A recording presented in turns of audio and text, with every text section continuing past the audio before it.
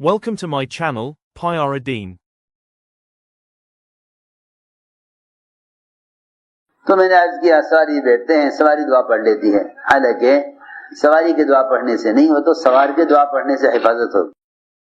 کہیں لکھ کر لٹکا لیتے ہیں، کہیں گاڑی سے آواز آ جاتی ہے دعا کی. جہازوں میں سفر کرو، اسلامی ممالک بڑے خوش ہوتے ہیں کہ بھئی ہمارے جہازوں میں دعا پڑھی جاتی ہے. نہیں، کوئی آدمی بذات خود سب کو دعا پڑھا دے تو یہ تذکیر ہوگی سب کے لیے، اس کا اثر ہوگا، اس سے حفاظت کا وعدہ ہوگا. اور اگر مشین دعا پڑھ لے تو اس سے مسافر کو کیا فائدہ. تو میں نے عرض کیا کہ ہماری طبیعتیں رواج سے متاثر ہیں. حضور اکرم صلی اللہ علیہ وسلم نے ہر موقع کی دعائیں تعلیم دی. جبیر ابن مطعم جب بھی جاتے تجارتی سفر میں تو وہاں سے واپس آتے بڑے خستہ حال میں، تجارت میں نفع نہ ہوتا، نقصان ہو جاتا. عرض کیا گیا یا رسول اللہ، میں جب بھی جاتا ہوں تجارتی سفر میں مجھے نقصان ہوتا ہے.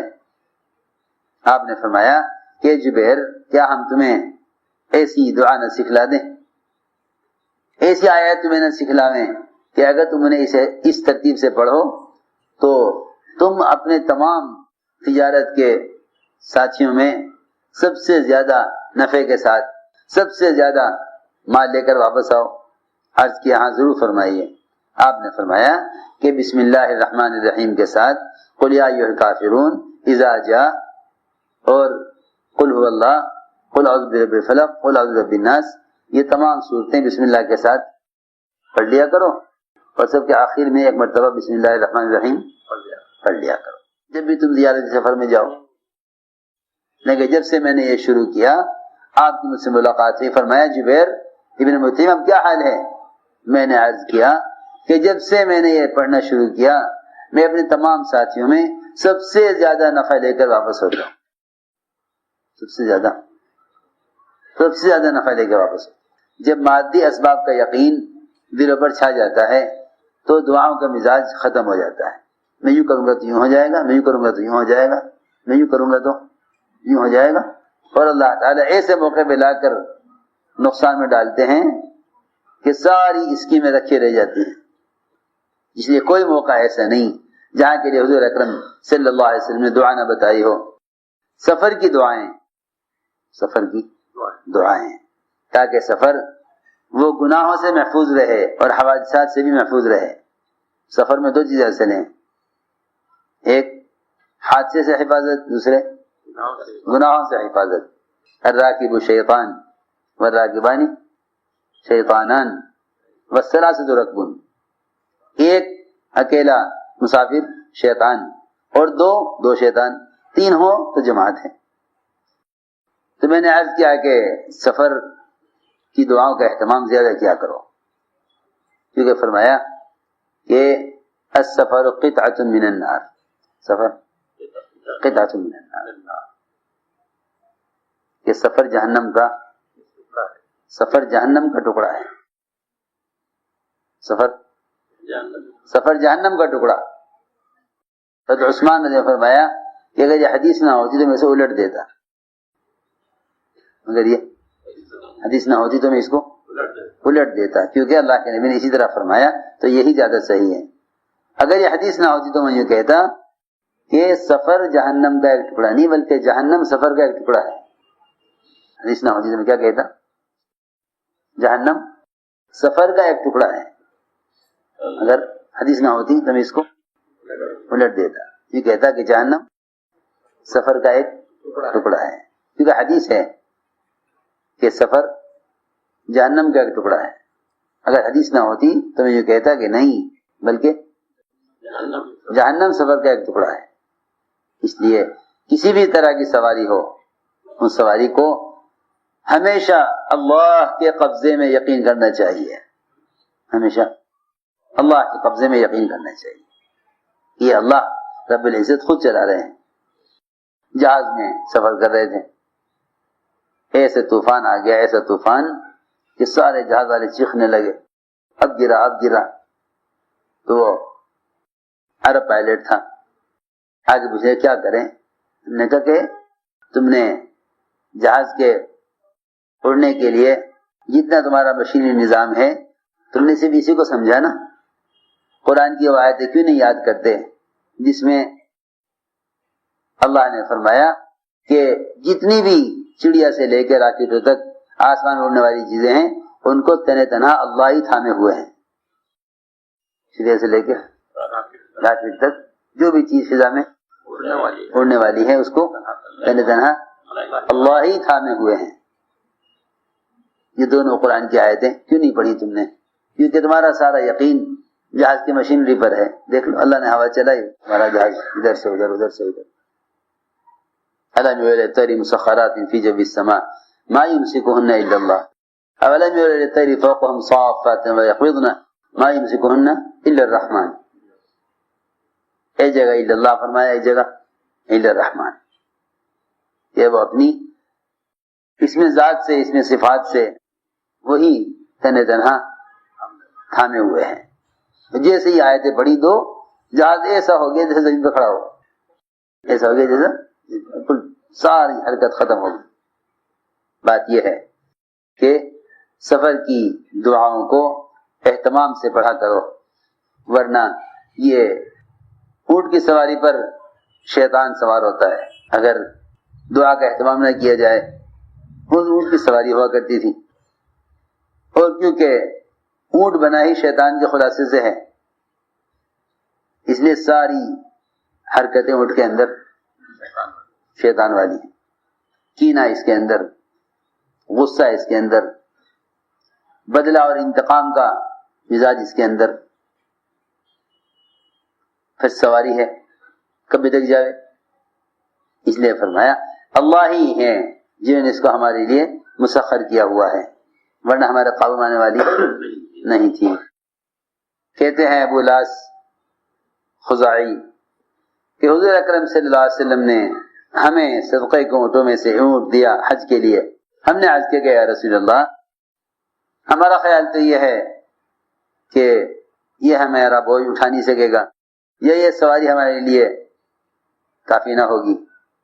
آپ نے فرمایا جتنے بھی اونٹ ہیں ان اونٹوں کی کوہان پر یا ان اونٹوں کے اونچے حصے پر ایک شیطان مسلط ہوتا ہے. لہذا تم اللہ کا نام لے لیا کرو جب ان سواریوں پر سوار ہوا کرو, جیسا اللہ نے تمہیں حکم دیا ہے کہ یہ تم سواری پر سوار ہوا کرو, دعا پڑھ لیا کرو.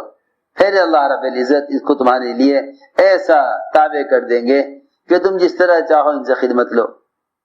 فرمایا کہ پھر اللہ کے حکم سے یہ سواری تمہیں اٹھاوے گی. ابن عباس فرماتے رضی اللہ عنہما کہ حضور اکرم صلی اللہ علیہ وسلم نے ان کو اپنی سواری پر پیچھے بٹھایا. جب آپ سواری پر سیدھے ہو کر بیٹھ گئے, آپ نے 3 مرتبہ اللہ اکبر اللہ اکبر اللہ اکبر فرمایا, اور 3 مرتبہ سبحان اللہ فرمایا, اور 1 مرتبہ لا الہ الا اللہ فرمایا. پھر آپ سواری پر بیٹھنے کے بعد سواری کے اوپر لیٹ گئے, یعنی آگے کی طرف جھک گئے سینے کے بل. پھر آپ مسکرائے, ہنسے آپ. پھر ابن عباس کی طرف متوجہ ہوئے, فرمایا کہ جو بندہ اپنی سواری پر سوار ہوتا ہے اور اس طرح دعا پڑھتا ہے, اس طرح میں نے دعا پڑھی ہے, اللہ تعالیٰ اس کی طرف متوجہ ہو کر اس طرح ہنستے ہیں جس طرح میں تمہاری طرف دیکھ کر ہنسا ہوں. اللہ اس طرح مسکراتے ہیں دیکھ کر, خوش ہوتے ہیں کہ میرے بندے نے دعا مانگی, میں نے سواری اس کے لیے مسخر کر دی. اس پر اللہ خوش ہوتے ہیں. ابو اسامہ اپنے والد سے عقل کرتے ہیں کہ میں آپ کا ردیف تھا. ردیف کہتے ہیں سواری پر ساتھ بیٹھنے والے کو. ہمارے اونٹ کو ٹھوکر لگی, تو مجھے غصہ آیا, میں نے شیطان کو گالی دی. میں نے شیطان کو کہا ہلاک ہو جاوے شیطان. آپ نے فرمایا کہ یوں نہ کہو, ورنہ شیطان تمہارے اس طرح کہنے سے خوشی میں پھول کر اتنا بڑا ہو جائے گا جتنا بڑا کسی کا بڑا گھر ہوتا ہے. پھول کر خوشی میں ہاں کسی کا بڑا گھر ہوتا ہے, بڑے گھر کی طرح ہو جائے گا شیطان پھول کر خوشی میں کہ اچھا میں نے گرایا اس کو, ٹھوکر میں نے لگائی, خوش ہو جائے گا شیطان. ہم پتہ نہیں کتنی چیزیں ایسی پیش آتی ہیں کہ ایسے شیطان کو گالی دے کے فائدہ ہو جاتے ہیں. میں نے کہا تعیس الشیطان، آپ نے فرمایا کہ یوں مت کہو، اگر تم ایسا کہو گے تو شیطان خوشی میں پھول کر گھر سے زیادہ بڑا ہو جائے گا اور یوں کہے گا کہ میری طاقت ایسی ہے کہ میں نے اس کی سواری کو ٹھوکر لگا دیا، گرا دیا. لیکن کہو بسم اللہ، ٹھوکر لگے تو بسم اللہ کہو. بعض لوگوں کی عادت ہوتی ہے اچانک بریکر آ گیا، اچانک کوئی بات، بسم اللہ بسم اللہ بسم اللہ. اللہ تعالیٰ فوراً حفاظت فرماتے ہیں. اور جب ذرا ہائے ہائے کرتے ہیں نا، ہائے ہائے، جس کام میں فوراً بسم اللہ کہہ دو، اللہ تعالیٰ کی قدرت فوراً آڑے آ جاتی ہے حفاظت کے لیے. فرمائیں یوں نہ کہو، بلکہ یہ مت کہو شیطان نے یہ کر دیا، یہ کہو بسم اللہ. جیسے تم بسم اللہ کہو گے شیطان تمہارے بسم اللہ کہنے سے سکڑ کر چھوٹا ہو کر مکھی کی طرح ہو جائے گا. ہر زمانے کے لوگوں کا عمل نمونہ نہیں ہے. ہر زمانے کے لوگوں کے لیے صحابہ کا عمل نمونہ ہے.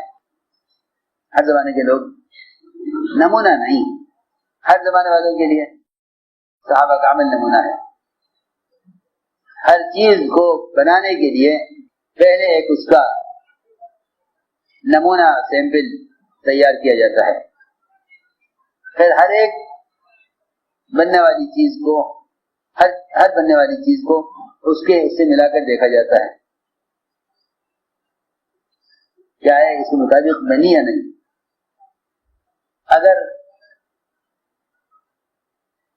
یہاں ہماری مسجد میں کام ہو رہا تھا تو وہ یہ گری بنا رہا تھا، اس کی جنگلوں کی، اس کا پھول بناتا تھا اور ایک پھول پر نشان بنا کے رکھا ہوا.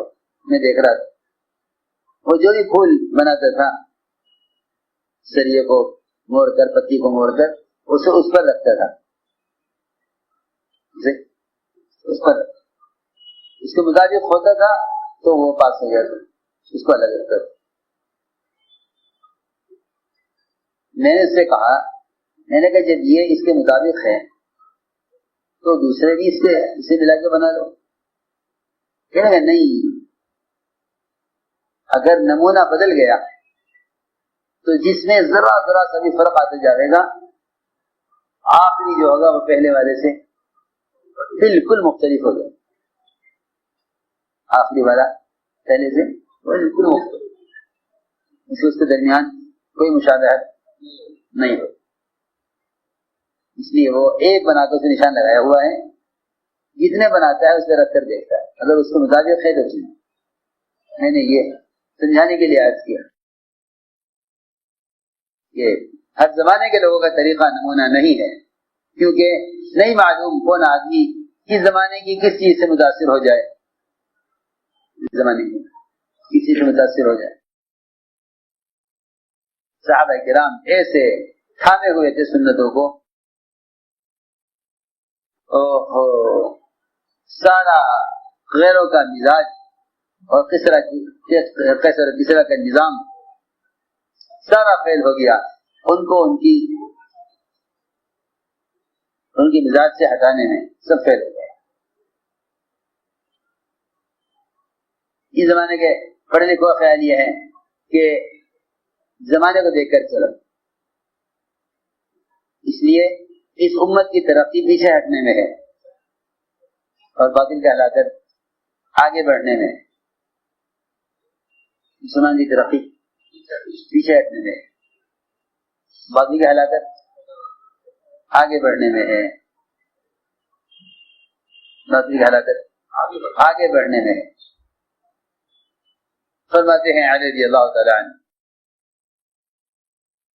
وہ یہ دعا فرمایا کرتے تھے اپنی دعا میں، اعوذ بک من جہد البلاء، اے اللہ میں تجھ سے پناہ مانگتا ہوں، اے اللہ میں تجھ سے پناہ مانگتا ہوں ابتلاعات کی سختی سے، ابتلاعات کی سختی سے، کہ ہم پر ایسی ابتلاعات نہ آئیں جو ایسی اطلاعات ہم پر نہ آئیں. اور پناہ مانگتے ہیں، اے اللہ ہم تجھ سے پناہ مانگتے ہیں کہ ہم پر شقاوت اور بدبختی غالب آ جاوے. اے اللہ ہم تیری پناہ چاہتے ہیں کہ ہم پر دشمن ہنسا کریں, دشمن ہم پر ہنسیں, اسے ہم تیری پناہ چاہتے ہیں.